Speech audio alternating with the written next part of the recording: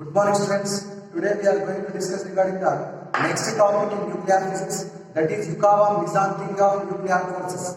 Yukawa meson theory of nuclear forces. In the last class we discussed regarding the nuclear forces. Okay, what are nuclear forces and what are the properties of nuclear forces? Isn't it? Nuclear forces are short range forces. They are strongest in nature. Okay.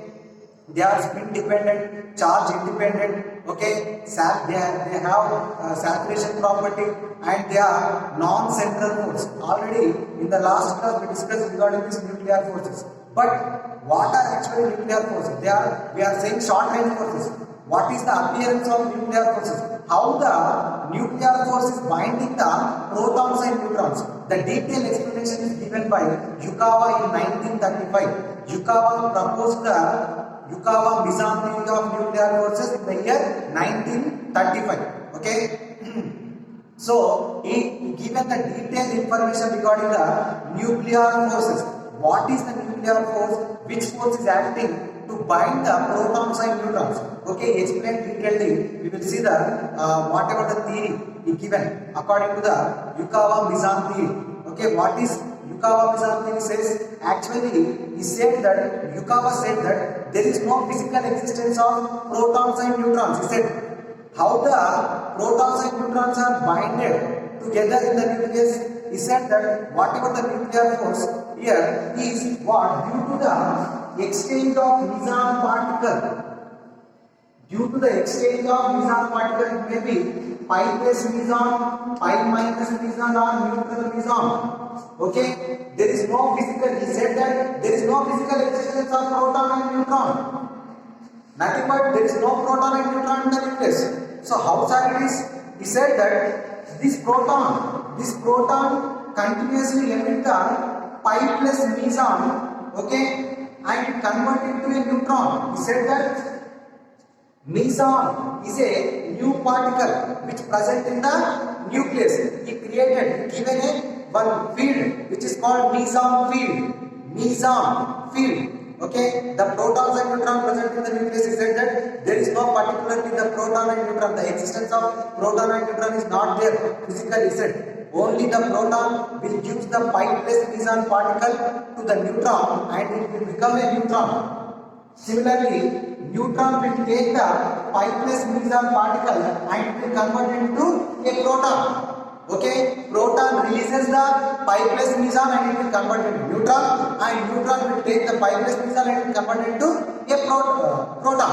Like that, the continuous exchange of this pi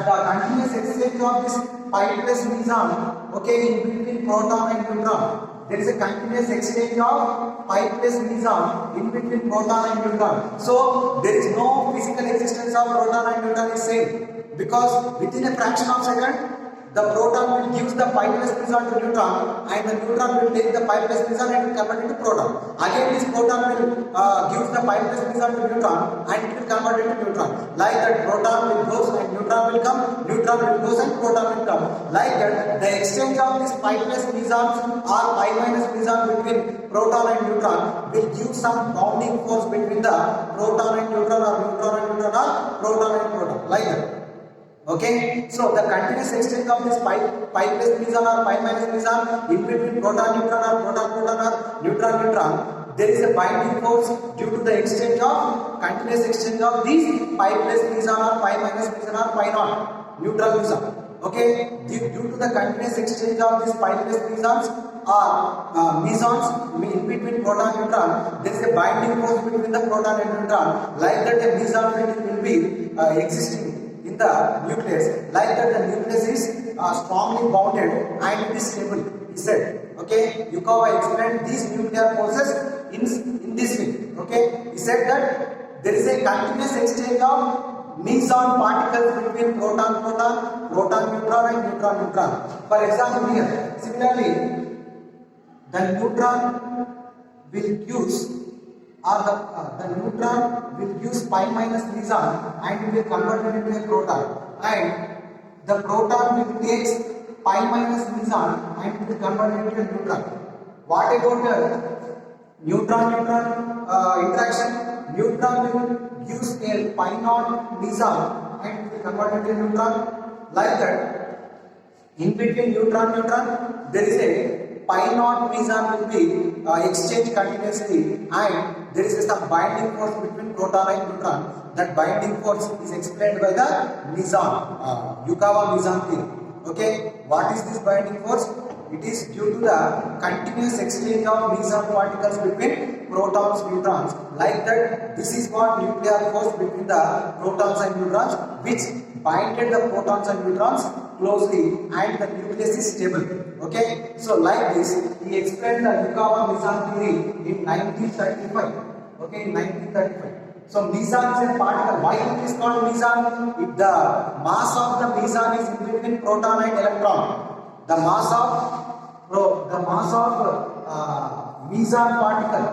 meson particle is represented by pi plus, pi minus, and pi naught. Three types of meson particles. And why it is called meson? M-E-S-O-N, meson.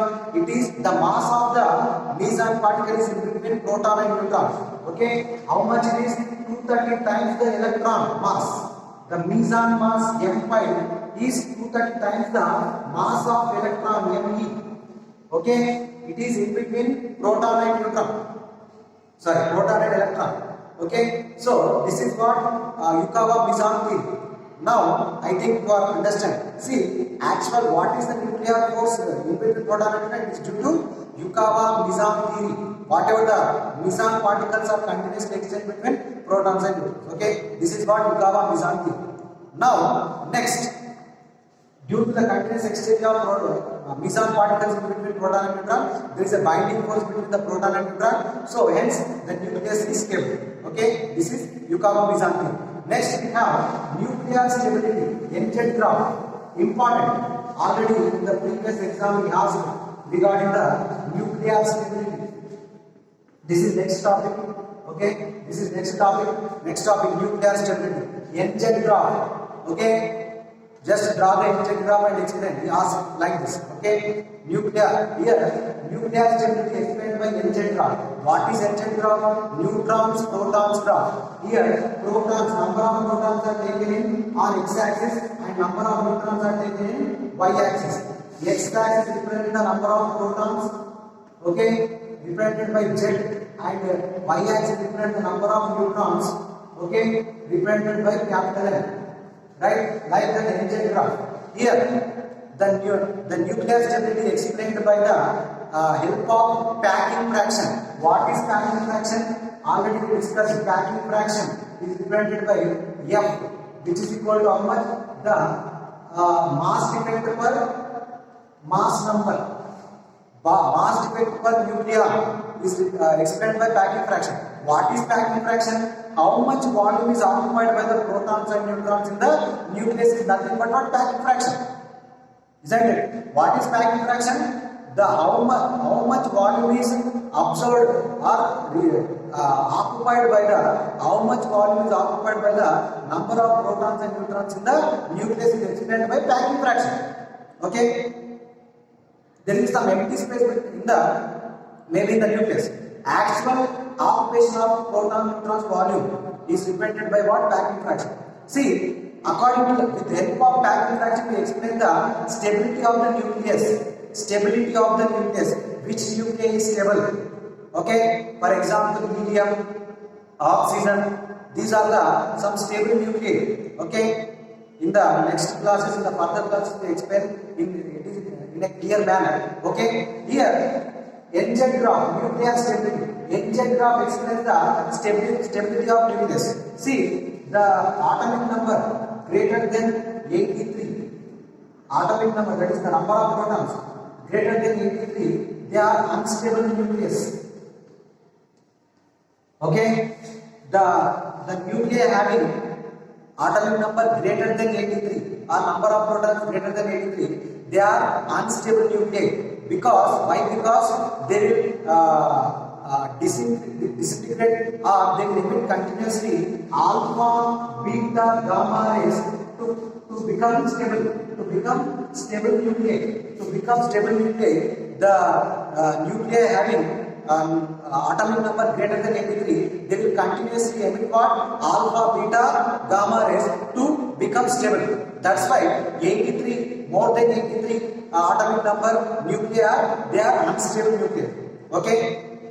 Here in the graph, if you observe, up to number of protons equal to number of neutrons. Here up to 20, atomic number up to 20, the graph is straight. After that, it is bending towards the number of protons. Bending towards the number of neutrons. Why? See, when the protons number increases in the nuclei, what happens? There is a Coulombic force between the protons and protons, isn't it? See, here when you observe this graph, up to 20, it is straight. After that, it is slightly bending towards the number of neutrons. Okay? Here, these are protons and these are neutrons. This straight line represents the number. N is equal to Z, that is number of protons equal to number of neutrons. Okay? See, after 20, atomic number 20, after the protons increasing more than 20 number, the protons increasing more than 20 number, what happens actually in the nucleus? There is a repulsive force between the protons and protons.